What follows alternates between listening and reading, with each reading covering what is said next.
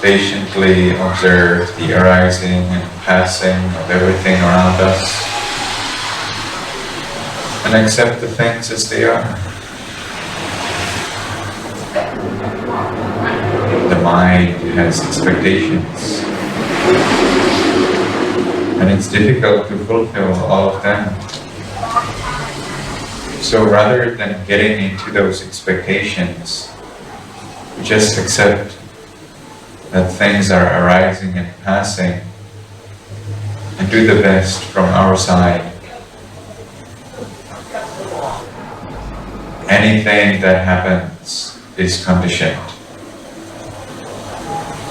But it's not conditioned by us. If there was anything like me or I, it would be possible to do anything in the world. But there is no space for me or I in the world, because everything is perfectly fitting. Everything is perfectly conditioned, and everything becomes a perfect effect, which then becomes a condition also. Like this, there is no space for a permanent entity, for a permanent phenomenon. If we want to achieve something, we need to realize that sometimes, even though we do our best, it's not possible to achieve it. Sometimes we don't even try and we achieve. But of course, if we try, there is a higher chance that we will achieve that what we want, regardless what it is. If we want to live happily and peacefully, we need to accept the things as they are. That means impermanent, unsatisfactory, and without control.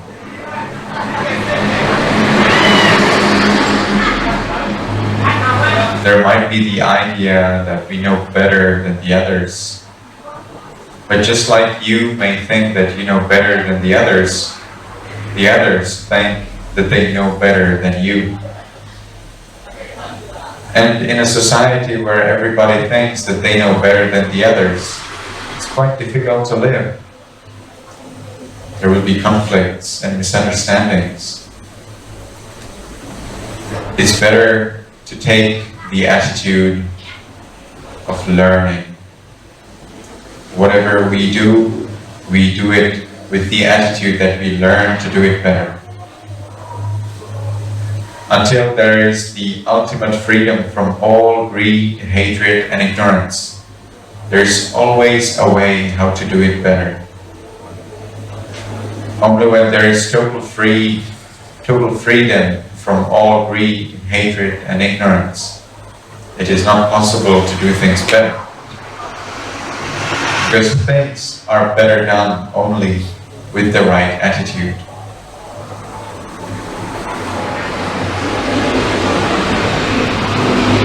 It happens so many times that we try to do something good, and we have the purest intention, and we decide in the best way we can, and then it becomes a problem. It fails, or it causes harm or suffering to another person. But that's part of this world. We need to accept that sometimes when we try to do a good thing, it will just not turn out the way we want. And if we can be accepting of this nature, if we can understand that things do not happen because of us, but because of anything else around, we can understand that we have only this limited body and mind, then it's much easier to withstand the reality of this world. The Buddha has summarized the reality of this world into 8 things, namely pleasure, suffering, gain, loss, fame, being forgotten, praise, and blame. If we consider these 8 things in 2 sets, the so-called good set and the bad set. The good set of gain, of pleasure, gain, being famous and being praised. And the bad set of suffering, loss, being forgotten, and blame. Then we will suffer so much in this world. Because we will always value the good set over the bad set. So we will always chase after these good 4 things, and we will try to get rid of those 4 things. But it's not possible to do that. It's not possible to achieve the freedom from the bad set, if you want to call it that way. The Buddha explains that all of these 8 are uncontrollable, that all of these 8 are the vicissitudes of this world. They are part of this world. It is not possible to remove one or more of these from this world. You were born in this world, and that involves all of these 8 things. So we consider these 8 things wisely, that all of them are part of this world. We will have to experience all of them. If we can take the attitude that all of them have the same value, that all of them have the same character, it is so much easier to live. It is so much easier to stay happy and patient and loving. So we can look at these 8 things reversely. There is pleasure and pain. When we have pleasure, we can look at pleasure with the realistic point of view. Indeed, this pleasure is impermanent. After pleasure comes suffering. When we observe pleasure realistically, wisely, then we do not get attached to it. Without the attachment to pleasure, we are able to withstand the loss of the pleasure. If we look at suffering realistically and understand, indeed, suffering is also impermanent. After suffering, there is pleasure. Then we are able to withstand the suffering. We are able to patiently observe and possibly find a solution with a cool head for the suffering that we experience. If we look at gain as actually loss, that means we lost our freedom from that thing, from that gain, then it's easier to withstand the problem of losing it. Let's say you buy a car. That's a gain. You gained a car. But if you look at the car as a loss of your freedom, because now you need to care for the car. Now you need to repair the car. You need to apply oil in it. You need to drive it carefully. You need to protect it from robbers and other bad things, and possibly from animals and bad weather. If you look at the car more as a loss and use it only for the benefit, for the happiness of yours and others, then it is possible to withstand the loss of the car, or the damage, or any other difficulties that you may encounter as you possess the car. And it's same with everything else. Whatever we have, regardless how much we care for it, at the end, we will have to let go of it. You will let go of it maybe tomorrow, maybe next month, maybe next year, maybe after 10 years. Anyway, you will have to let go of it when you pass away. So when we gain something, we look at it with the wise attitude. Indeed, it is impermanent. Why do I have this thing? To help myself and other beings to be happy. So we use it to the maximum in order that we and others are happy, without the attachment, without the unwise expectations that this will be always nice and working and the way we want. Then when we look at loss as a gain, we can maintain our happiness. Loss, in fact, is a gain. You gain freedom from that thing. If you lose your car, if you lose your phone, you gain freedom from those things. You gain freedom because you do not need to care, you do not need to worry about them. Of course, you will not be able to do the things you could when you had them. But I'm talking about the attitude you can take when you lose things, not about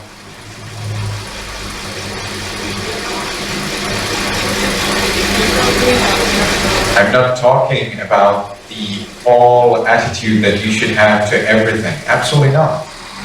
We use our wisdom to understand the purpose of the things we have. And we also use our wisdom to withstand the difficulties of this life and of this world. Of course, you need phone, you need car, you need these things. You need them. But if you lose them anyway, why would you then become the slave of those things? Why would you then have to mourn and cry and become angry and damage other things or harm other people just because of the reality? The reality is such, things are impermanent. If we accept that things are impermanent, it will help us to withstand the reality as it is and possibly resolve our difficulties much faster and more comfortably. When you get angry, when you get sad, it's so much more difficult to resolve a problem. When you keep your cool, when you keep your mind wise and realistic and open to the things as they are, it's much easier to resolve the problems that you are facing. So, indeed, we look at gain as a loss and loss as a gain, not because we would be really unhappy with getting a new phone or a car, and because we would be really happy of being unable to call somebody or to get somewhere. Absolutely not. We clearly and wisely understand things are impermanent. And whatever are these things that we possess, we use them so that we are happy and others are happy. And if we have to lose them, then that's part of this world. If we lose them, then we will do our best to get them back, or to repair them, or to get another one. Or maybe to learn how to live without them, which of course is the best to keep your freedom and peace and calm.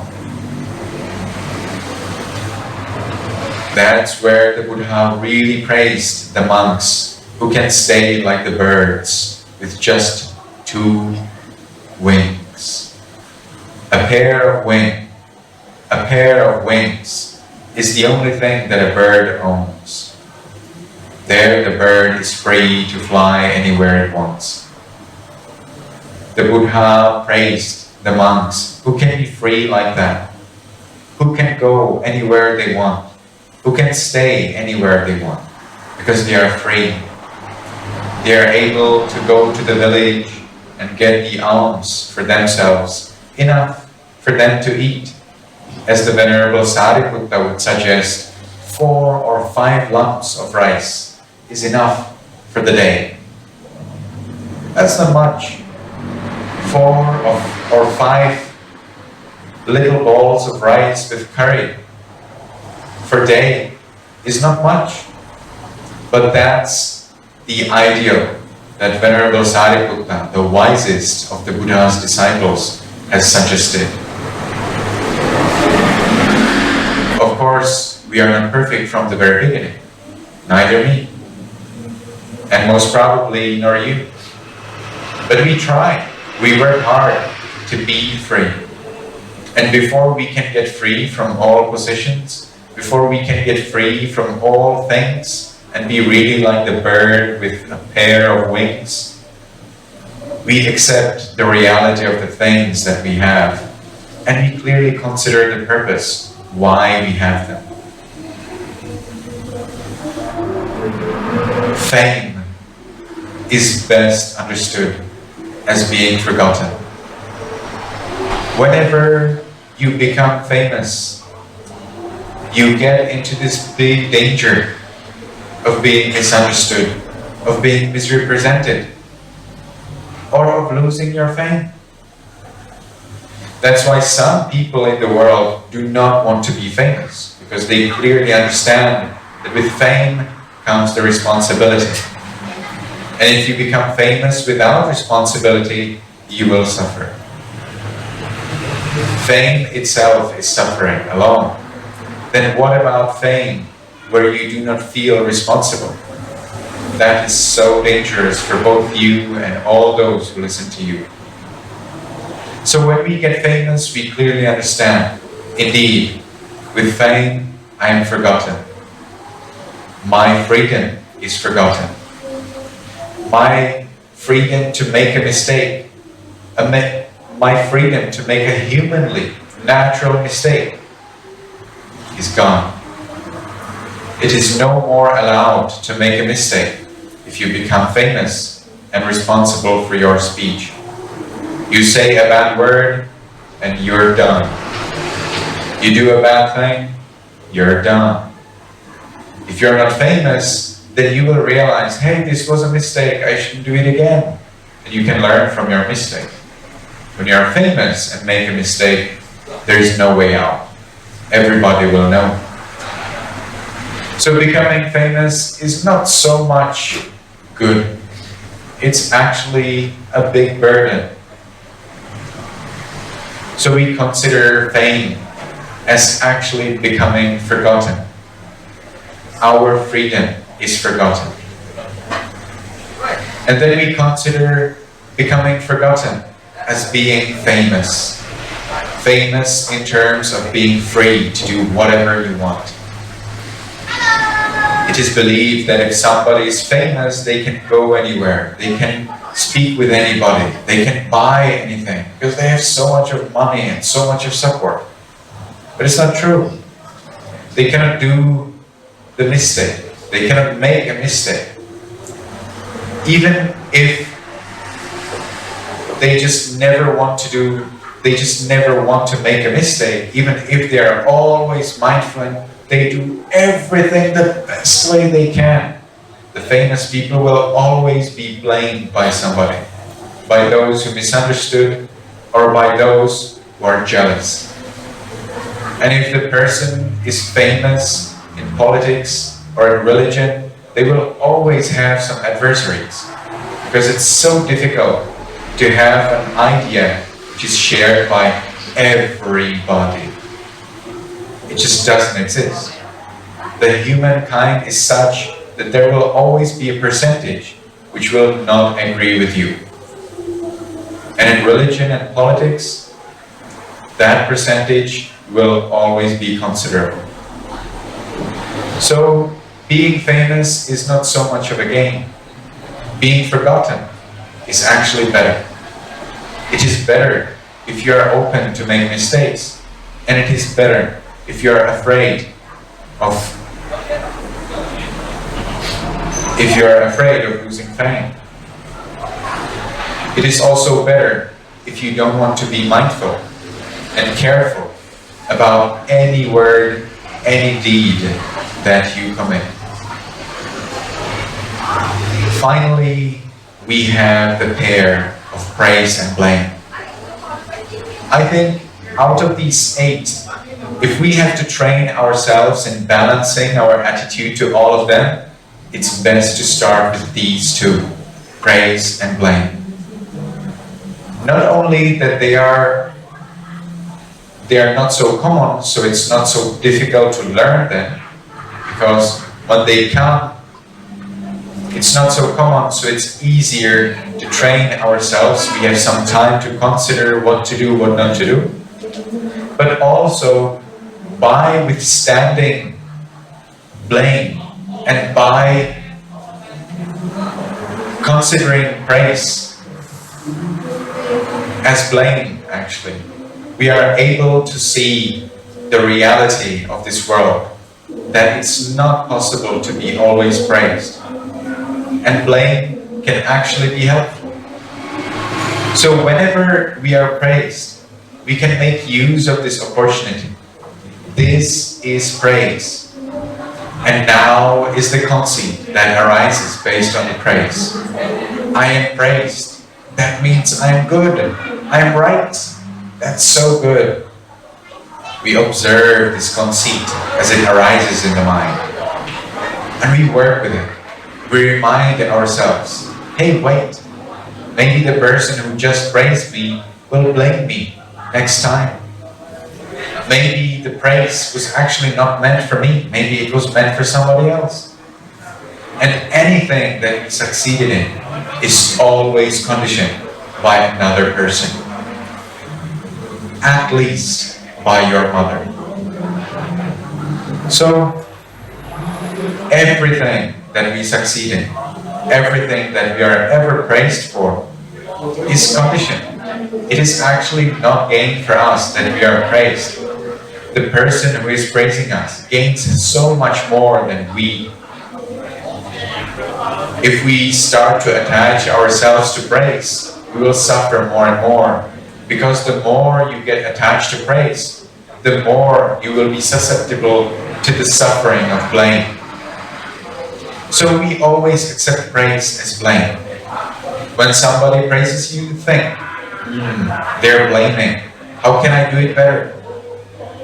Whenever somebody praises you, think how you can do it better.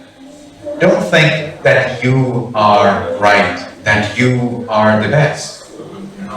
Praise, in most cases, I would believe, actually just encourages you to continue in the good work, not to stop, not to just stay there where you are and not to continue. No, that's not why praise is there. Praise is there to support you in that what you do. And that means in becoming a better and better person. So we take praise as a blame. Indeed, I can do it better. Then, when somebody is blaming you, take it as a praise. This person is blaming me. I could do it better. Let me think about it next time. Let me think about it right now for the next time. How to do this, what I did, in such a way that the other person would not blame me. Now this of course applies only when the blame is factual, when it is real, when it is substantiated. There are people who are just angry because of something else. They are angry because their boss is angry with them. They are angry because they lost something. They are angry because they are just not successful. And then they take you as their victim and they blame you for nonsense. In that case, you need to train yourself in patience. This is such a good opportunity. This person is blaming me and now I can train myself in becoming the patient person. Now I can train myself in being patient and withstanding. Maybe this person next time will be calmer. The fact is that if you calmly, patiently, equanimously accept blame, the other person will notice that pretty fast. Because it's strange, it's not common that a person who is blamed would be happy and peaceful and patiently withstanding the blame. Then when the person who blames you sees that you are patient, that you equanimously withstand blame, then they will actually start to praise you. It happened also to me. When I was a lay person in Czech Republic, I meditated every day. And because of the meditation, I became more and more peaceful, more and more equanimous. Then when I made a mistake, unintentional mistake, then of course I had to listen to blame. but naturally, without trying in any way. I just patiently was there and listened and tried to do things better. And the people around me were so amazed. They said, "Wow, this is so good. How can you be so patient and calm when I'm blaming you?" The people who blamed me then praised me for the way how I was able to withstand their blame. When we listen to blame, we always keep attentive to that blame. We always keep interested whether there is anything inside the blame, in the meaning of the blame, that could help us to become a better person.